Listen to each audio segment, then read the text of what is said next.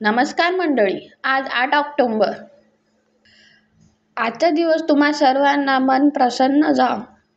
आजच्या ठरलं तर मगच्या भागात कल्पना अस्मिताला सांगते की यातल्या काही साड्या अन्नपूर्णाच्या ट्रस्ट मध्ये काम करणाऱ्या बायकांसाठी पण काढून ठेव. अर्जुन मनातल्या मनात विचार करतो की मम्मा सुद्धा सायलीच्या आईसारखीच आहे.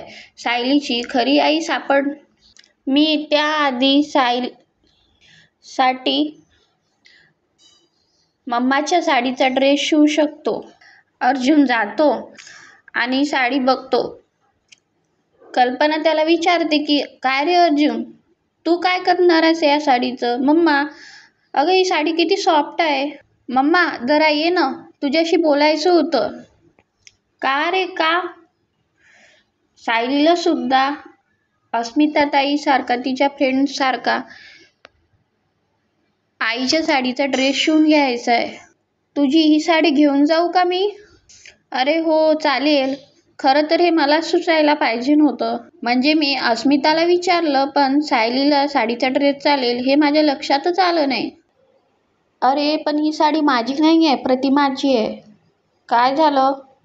खूप पूर्वी मला प्रतिमाची साडी आवडली, मग तिने मला वापरायला दिली आणि नेमकी हीच साडी मला पण आवडली. स्ट्रेंज. हो अरे, आपण नेहमी म्हणतो की प्रतिमा आणि सायलीमध्ये मायलेकीचं नातं आहे, म्हणून कदाचित हा योगायोग घडला असेल. आता तू सायलीला तिच्या सासूचा नाही, मानलेल्या आईचा ड्रेस शिव. अर्जुन ऑफिसमध्ये काम करत असतो तेव्हा चैतन्य येतो. Good morning Arjun. Good morning. Chaitanya बघा कशी चेष्टा करतो अर्जुनची. आजपर्यंत मी तुझ्याकडे लॅपटॉप बघितलं, फाईल बघितलं, पेनड्राईव्ह बघितल्या, पण हा कोर्टाने साडीसुद्धा टेबलवर ठेवण्यासाठी कंपल्सरी केली आहे हे मला माहीत नव्हतं. झाला तुझा जोक करून झाला?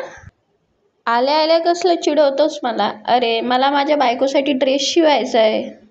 ओ हाऊ रोमॅन्टिक. जगातल्या सगळ्या बायकांना तुझ्यासारखा नवरा भेटो. अरे पण ड्रेस शिवण्यात एक प्रॉब्लेम आहे. का रे, काय झालं?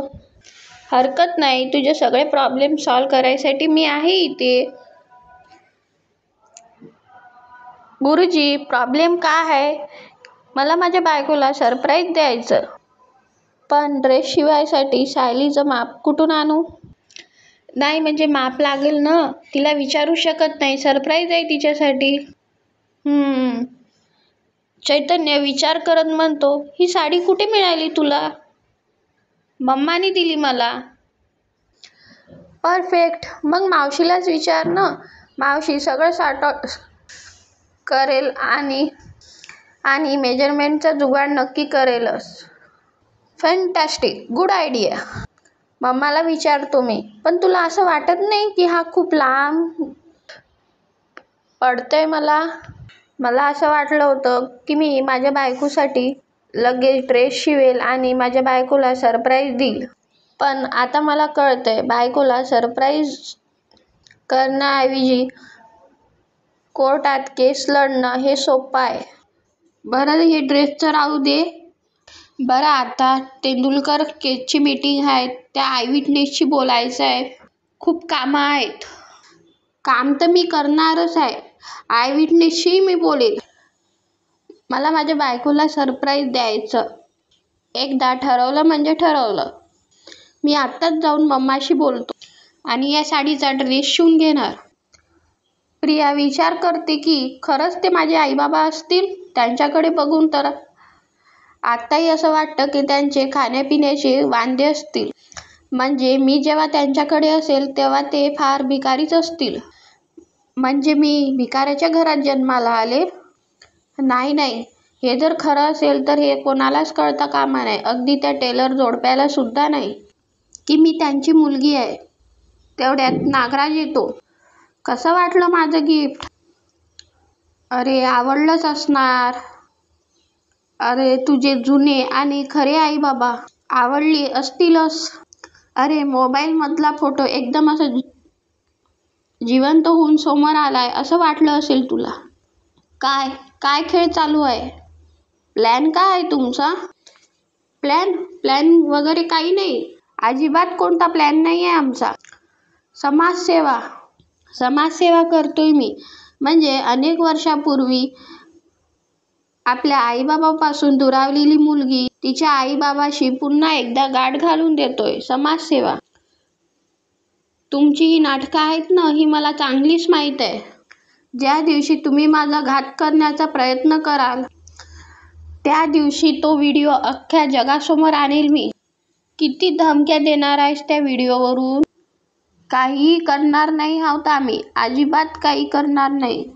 नागराज विचार करतो की मी आणि महिपत आता यापुढे काहीही करणार नाही. आता जे काही करणार आहे ते अर्जुन सुभेदारच करेल.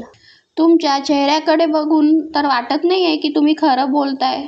तू कशाला खऱ्या खोट्याच्या भानगडीत पडतेस प्रिया? Enjoy your gift.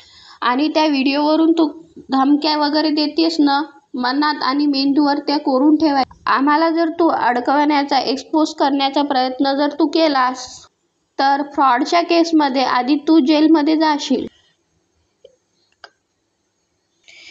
एकीकडे कल्पना, अस्मिता आणि सायली चहा पियत असते. कल्पना विचारते की मधुभाऊची तब्येत कशी आहे आता? बरी आहे आई. एकूण एक दिवस जात असते मी त्यांना भेटायला. दसऱ्याच्या दिवशी सुद्धा गेले होते. यंदा दिवाळीला कुसुमला घरी बोलाव. अगं बरेच दिवस झाले ती घरी आलीच नाही. अहो तिची कामं सुरू असतात ना सतत. आता दिवाळीच्या फराळाच्या ऑर्डर सुद्धा घेते ती. पण मला आता तुझ्या हातचा फराळ खायचा आहे.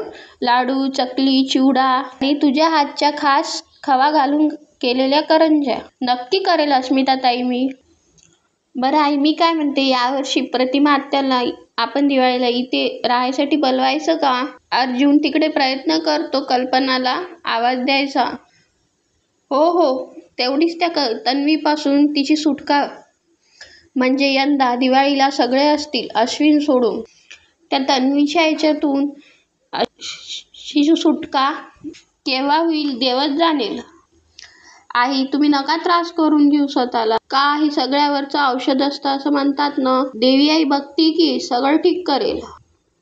आई मी काय म्हणते, मी यावर्षी कंदिली घरीच बनवू का? सायलीचं लक्ष जातं की अर्जुन आवाज देत असतो. का हो, काही हवंय का तुम्हाला? फाईल. ॲक्च्युली काय आहे, मला माझी फाईल सापडत नाही आहे. मम्मा तू येशील का? मला माझी फाईल शोधून दे. मी? अरे लग्न झाल्यापासून मी तुझं हे काम एकदाही केलेलं नाही. तू सायलीला सांग ना. या तुमच्या 2 फाईल इथे आहेत. यातली हवी आहे का? काय हो? मग कुठली हवी आहे? अर्जुन गोंधळून जातो बरं का. मम्मा मला तुझ्याशी पर्सनल बोलायचं आहे. तू साईडला ये. पर्सनल वगैरे काही नसतं. जे काही असेल ते आमच्यासमोर बोलायचं. जाऊ द्या अस्मिता ताई, त्यांना फक्त आईशी बोलायचं आहे. आपण बिचारे शांत बसू. Good girl. मम्मा ये इकडे. अगं मी साडी घेऊन गेलोय ना ड्रेस शिवायसाठी, पण माझ्याकडे तिचं मेजरमेंटच नाही आहे. कल्पना हसते आणि म्हणते की अर्जुन तू कितीही मोठा वकील झालास ना, शेवटी तू पुरुष तो पुरुषच आहे. तुम्हाला ना बायकाच्या बेसिक गोष्टी सुद्धा माहीत नसतात. तिचा एखादा ड्रेस मेजरमेंटला दे टेलरला आणि त्यावरून तो तुला ड्रेस शिवून देईल. म्हणजे एका ड्रेसहून दुसरा ड्रेस शिवता येतो? हो. अरे वा. सायलीला जो ड्रेस परफेक्ट होतो ना तो तू त्या टेलरला दे. म्हणजे तो तुला फिटिंगचा ड्रेस शिवून देईल. न माझ्याकडे सायलीचं गाठोडं आहे न स्वतःचं. ते दलिंदर आई बाबा पचकलेत. जेव्हा मी जेलमधून सुटले होते तेव्हा मला असं वाटलं होतं की मी जिंकले. आता मला कोणीच अडवू नाही शकणार. या महिपत आणि नागराजच्या प्लॅनने याच्यातून कशी बाहेर पडू मी? अर्जुन कपाटातून सगळे ड्रेस काढतो आणि त्यातला एक ड्रेस काढून म्हणतो की हा ड्रेस तिला परफेक्ट होईल. तेवढ्यातच सायली येते. काय चाललंय तुमचं? एवढा पसारा का काढून ठेवला? ब्लॅक शर्ट शोधत होतो मी. एक महत्त्वाची मीटिंग आहे. तो ब्लॅक शर्ट माझ्यासाठी खूप लकी वस्तू. जागच्या जागी सापडल्यात ना तरच अरे हे काय? हे इथेच होता माझ्या कपाटात. मी तुझ्या कपाटात शोधत होतो. पुन्हा असं पसारा नका करून ठेवू. काय हो? कपडे ठेवताना तिला साडी सापडते. ही कोणाची साडी आहे? मम्माची साडी आहे ती. मम्माने मला ड्राय क्लिनिंग करता दिली. तुम्हाला? हो. मम्मा म्हणाली की तू घेऊन जा. माझ्या ऑफिसच्या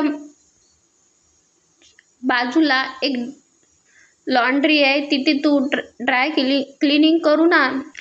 काय बोलायचं ना खरंच बाई. अर्जुनने निवडलेला ड्रेस सायली कपाटात ठेवायला जाते तेव्हा म्हणतो की हा ड्रेस सुद्धा मी घेऊन बघ कसा झालाय हा ड्रेस. आयरिंग पण नाही आहे या ड्रेसला. डाग लागलेत. वॉशिंग करून घेऊन येतो. एवढ्या डागला मी घरीच धुवेल. मी सांगते ना तुम्हाला. कशाला? तुला खूप कामं आहेत ना. मी घेऊन जातो की लॉन्ड्रीमध्ये. तुम्ही काही ऐकणार नाही आहेत ना माझं? सतत काय चालू आहे मला काही कळतच नाही आहे. साडी आणि ड्रेस ठेवता ठेवता त्याला आठवतं की मम्मा म्हणाली होती की ही साडी प्रतिमा आत्याची आहे. मला प्रतिमा आत्याला विचारावं लागेल. मी जाऊन लगेच विचारतो. अर्जुन जातो. ये सायली, मी एकटाच आलोय आज. माझं एक काम होतं तुमच्याकडे. ये बस. मम्मा म्हणाली की ही साडी तुझीच आहे. या साडीचा ड्रेस शिवला तर तुला चालेल ना? अरे त्यात काय विचारायचं. सायलीसाठी तर मी 10ही साड्या देईल. Thank you so much. कोणाकडे शिवून घेणार आहे ड्रेस ते तर माहीत नाही मला. ठरवलं नाही काही. मी पण शोधेल. नागराज हे सगळं लपून ऐकत असतो. बरं, मी नाही सांगणार सायलीला. काय मी कोणालाच नाही सांगणार बाबा. उगाच तुझं सरप्राईज बिघडायला नको. नागराज सुमनजवळ जातो. सुमन किचनमध्ये काम करत असते. तिथे लक्ष नसते. एकदम नागराज आल्यावर ती घाबरून जाते. का गं काय झालं? मी काय वाघ आहे का? बरी आहेस का तू? बरं, मी तुला हे विचारायला आलो होतो. आपण पूर्वी तुझे ड्रेस कुठल्या टेलरपासून शिवून घ्यायचो? काय त्याचं नाव? श्रद्धा टेलर्स. मला नाही आठवत असा कोणता टेलर. बरं जाऊ दे, तो विषय महत्त्वाचा नाही आहे. झालं असं आहे की अर्जुन आला आहे. तो वहिनीशी बोलतोय की त्याला सायलीसाठी एक छान ड्रेस शिवायचा आहे, पण त्याच्यापाशी टेलरच नाही आहे. मी तुला पत्ता लिहून देतो. तू ते पत्ता अर्जुनला दे. मग तुम्ही स्वतः द्या ना. तुला मदत नाही करायची आहे का अर्जुनला? सरक. मी पत्ता लिहून देतो तुला. तेवढ्यात सुमन अर्जुनजवळ येते. अर्जुन, तुला सायलीसाठी ड्रेस शिवायचा आहे का? हा बघ, ह्या टेलरचा पत्ता. हा तुला चांगला ड्रेस शिवून देईल. कशावरून? मी पूर्वी याच्याकडेच कपडे शिवायचे म्हणे, पण मला काही आठवत नाही आहे. पण हा तुला छान ड्रेस शिवून देईल. काम होईल तुझं. अगं, जेवढं सांगितलं तेवढं बोल ना सुमन. जास्त घोळ नको घालूस. अर्जुनला प्रियाच्या बापाकडे पाठव. नागराज विचार करतो. हे सगळं प्रिया बघत असते. तर प्रेक्षकांनो, पुढील भागात अर्जुन टेलरकडे ड्रेस शिवायला जातो. एकीकडे अर्जुनच्या आणि तन्वीच्या काही वस्तू बाहेर काढलेल्या असतात. ते बघून सायलीला खूप त्रास होतो आणि सायली चिडकते. व्हिडिओ आवडला असेल तर लाईक करा, सबस्क्राईब करा. भेटूया पुढील